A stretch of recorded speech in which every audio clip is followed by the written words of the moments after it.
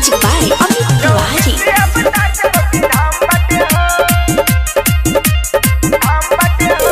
श्री महाविष्णु 24 अवतार, सत्यनारायण की महिमा अपार।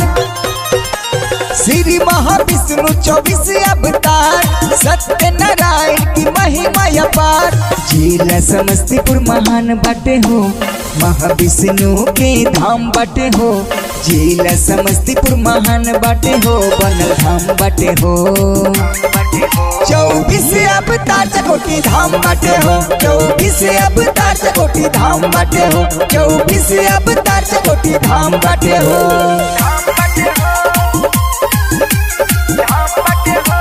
Music by Amit Tiwari.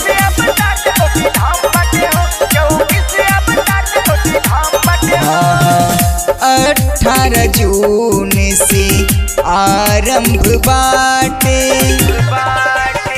18 जून से आरंभ बाटे। सब संतन के पदार्पण बाटे। जिला समस्तीपुर महान बाटे हो, महाविष्णु के धाम बाटे हो। जिला समस्तीपुर महान बाटे हो, बनल धाम बाटे हो।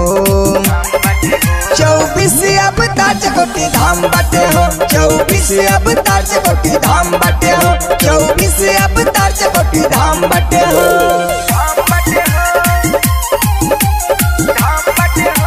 Music by Amit Tiwari.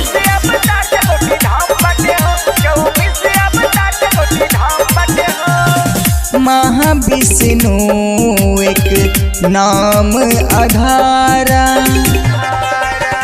महाविष्णु एक नाम आधारा। सुमरी सुमरी नर उतरहि पारा। वेद पुराण में बखान बाटे हो, महाविष्णु के नाम बाटे हो।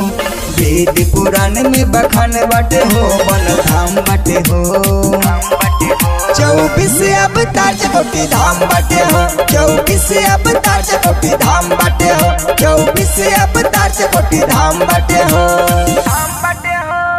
झकास रिकॉर्डिंग स्टूडियो समस्तीपुर।